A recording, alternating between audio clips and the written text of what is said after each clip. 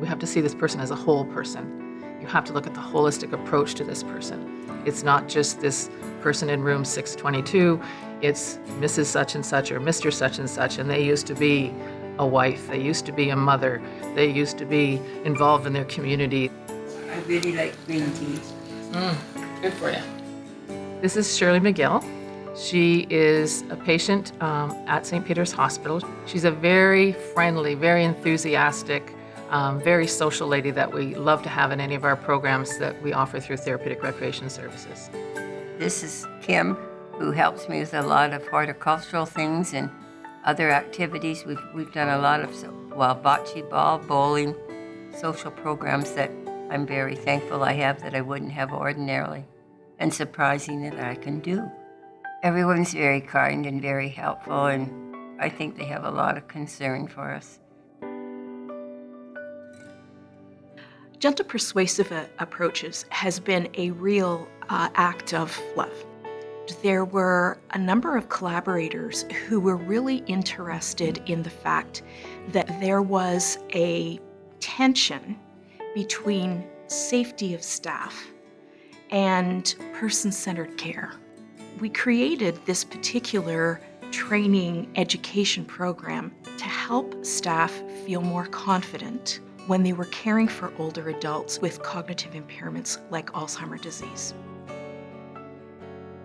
The Gentle Persuasive Approaches, or GPA, is a curricula that has been developed and evaluated and is really looking at providing that frontline healthcare worker with education and training on dementia care. There are 4 modules in the dementia curricula. That first module, the person-centered care module, is the most important for staff to understand they cannot look after somebody if they don't know who they are. So that's our impact, boom, right away. The second module includes brain and behavior and all of the various details with respect to how the brain is impacted by dementia, so that these behaviors that the individual resident displays are understood from a brain etiology perspective.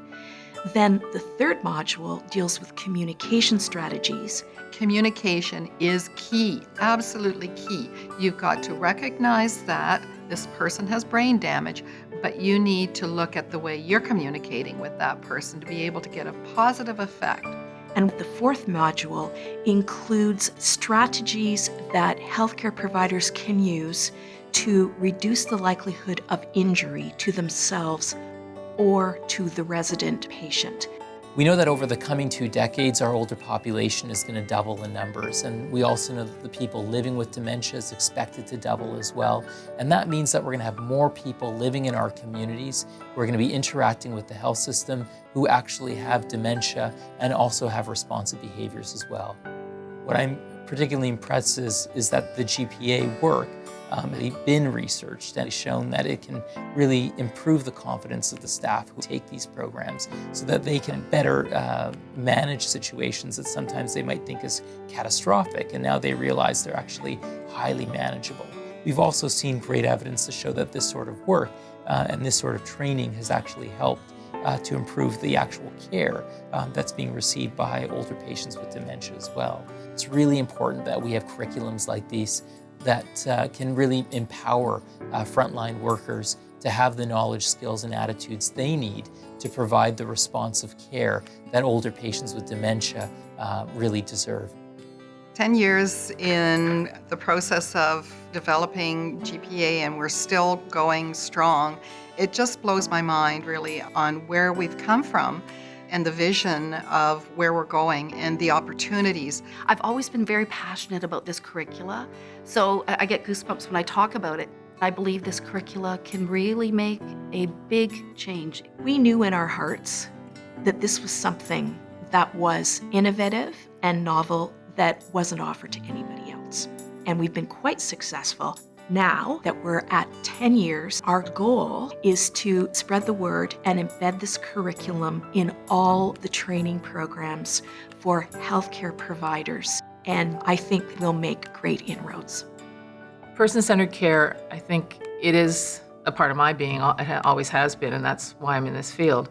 I guess it's the most important thing to me in my role is to try to make a difference. No one knows what their time is, and I feel so grateful that they will let us into that time. They don't know me when they come in here. Sometimes they're only here for days, weeks, maybe months.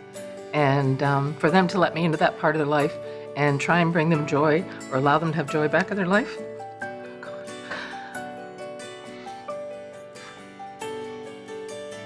that's very fulfilling for me, to enable them to enjoy the rest of the life that they have.